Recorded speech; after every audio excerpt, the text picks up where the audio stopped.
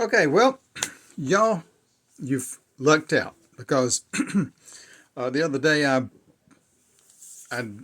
looked at a video. Normally, what I do is I come on, I open up as soon as the video is up on YouTube. I'll open it up and then I'll forward it to X so that people on X can catch it. And uh, and I'll sit there and I'll work on something. I'll listen to me do my thing. Well, you're very fortunate. That particular day, I bored myself to death. That particular day, my mother wouldn't even want to watch me. I mean, as much as she might have loved me. So I took it down. You're not exposed to that particular one. I do not want to be so boring. But anyway, uh, but I do want you to take a look at the stuff that I was referring to in it. There was a video by Phil Lowe, and which was an interesting with Liberty and Finance. It was an interesting um, video that his explanation of how he sees what's going on in the economy, and I thought it was worth uh, uh, people seeing. Another was I talked a good bit about modern monetary theory.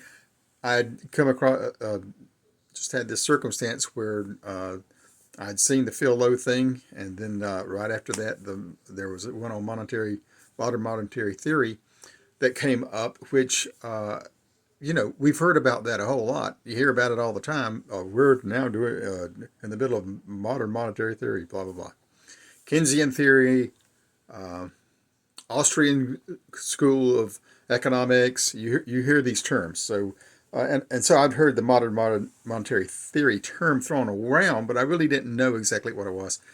And I talked to you in that video about what it is. But go look it up yourself and learn about it yourself.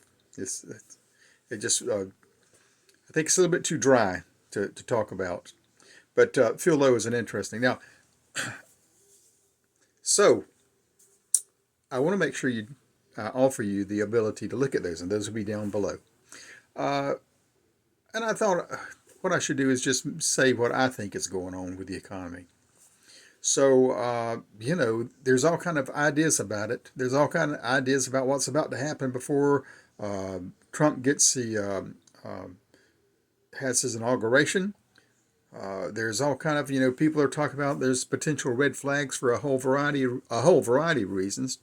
The number one reason for a red flag with most people that I listen to, and it's many people, not just one or two, um, is that they're trying to keep us from noticing by having events like the fire in Los Angeles. Now, I'm not trying to say things are not as simple as what you might think. So, in other words, 100 years ago, 200 years, 150 years ago, maybe 100 years, if there was a fire in Los Angeles, it probably, we wouldn't know too much about it. You might get a radio report about it or whatnot, but I'm on the East Coast. We wouldn't know much about it. Whereas with this fire in Los Angeles, obviously, it's on the news. We're talking about it on the internet. I did a video on it, etc.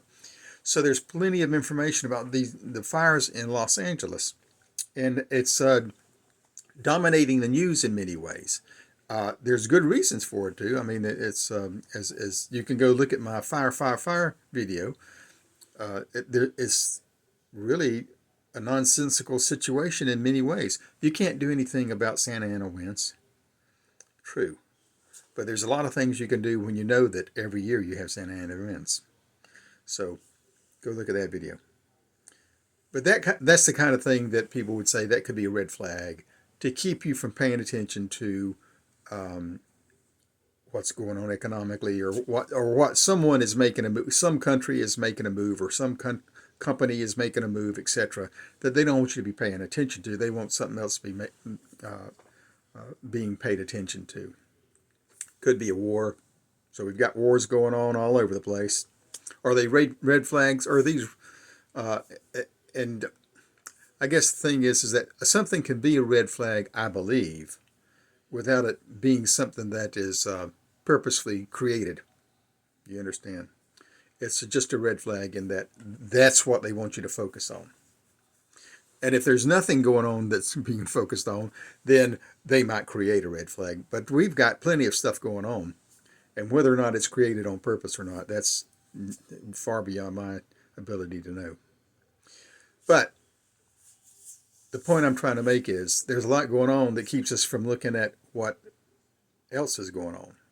And I can tell you that 5 years ago or so, at least, almost 10 years ago, there were people talking about, the same people who are talking about it today were talking about, hey, y'all, we're in trouble. Our economy is in trouble. We don't have money to pay our bills. Our government doesn't. Uh, the setup of what we have right now, we have a housing market, we have a stock market, etc., that is in the balloon. They're ballooning, and we know that what happens with balloons, they bust. We've seen it happen repeatedly. So along comes the worldwide health concern back in 20, when was it? And that was certainly something to take your mind off of the fact that the economy was going to pot. In fact, it gave a lot of opportunity to do some of these injections of money into the economy, etc., that served the purposes of the people who are trying to handle the economy in the way that they want to handle it. Now, whether they're doing what is good for you and me, that's a totally different question. But I will tell you this. What we got, I believe, is we're sort of like on the cliff of the Grand Canyon. And you can either stand on the cliff and you can take a few steps and you go zoop, like a Wile E. Coyote, or you can take the slow trail down. But at some point, you get to the floor. And that's what's going on right now. The people who are running our economy don't want us to go zip and hit the floor too fast, because that could upset us a lot, right? So they're trying to have us take the slow trail down on the back of the burro, down the narrow, slow trail. It finally, after many hours, gets you down to the bottom, right? Instead of us just stepping off a cliff. That's what's going on. Why are they doing that? They want to avoid that crash. So they're out to do whatever they can to avoid crash. They will put money into all kind of things, etc. They will make us look at all kind of other things so that we will say, oh, let's put money into those things that you and I might not normally be paying attention to or want to be interested in. They want to avoid a bank run. So they don't want It's a Wonderful Life to happen and Jimmy Stewart to have to worry about his savings alone, right? No bank runs. What can they do to keep bank runs from happening? And of course, the people who are trying to get you to jump on their particular investment. I saw one the other day. While I agree with the investment, I just thought it was quite interesting that they were showing pictures of the Great Depression and the bank runs of 1929. Actually, the Depression didn't start till after that, but you understand. 1929. They want to minimize their losses. They're not really too concerned about minimizing your losses, I don't believe, or my losses, if you're equivalent to me economically. But they certainly want to minimize their own losses, and if they can find a way to make a buck out of it, they're going to do that, right? I'm pretty sure that's true. And then one of the huge pieces of aspects of it is they want to maintain liquidity.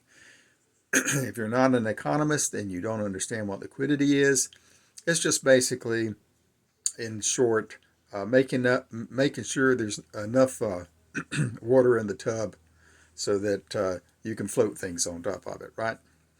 If you if you put a hole in the side of the tub and the water leaks out, then let's say you're having an apple bobbing like we used to do at Halloween, where you pick up your apple that floats in the tub and you pick it up with your mouth. So if you're doing that and a hole gets sprung in the side of the tub, then the water leaves the tub out the side, and the apples rest on the bottom, and there's no more liquidity. It's stuck. So that's what happens to the economy, is it sticks. So that's the liquidity. They maintain that by finding different ways to inject funds into the economy, and that's why whenever that's why they like to do that using different types of government spending, government programs to throw money at you. If they could find other ways to do it, I'm sure they would, but that seems to be a primary thing that they do. So whenever you got your checks a couple of years ago, and that's part of it.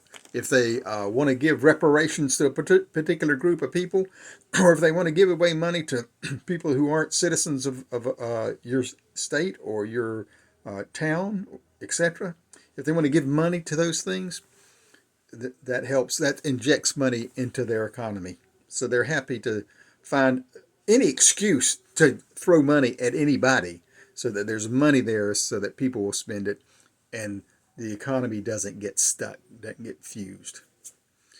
There's not enough money in the economy for things to work. I'm not an expert on that. If you want to get into the details, I'm sure you can look up your own videos on that, and there's plenty of people who talk about that. So, without any further ado, that's where I think we are, and I think Phil Lowe talks about it in an interesting way.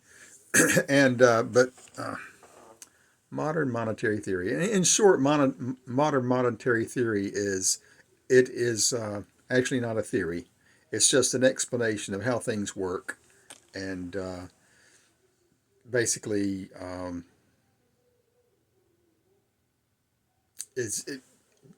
it just talks about how the government doesn't raise taxes and then spends them. First, they come up with a program. First, government exists, and once it exists, then it starts taxing you to pay for the program, right? So we have all these programs that Congress comes up with and they've been doing it my entire life now, and virtually my entire life, certainly for the last 30 years now. Hey, we have no money. Well, back in the 90s they balanced the budget, right? After that, but since then, and that was just for a short period of time. But so they say they have no money. Well, then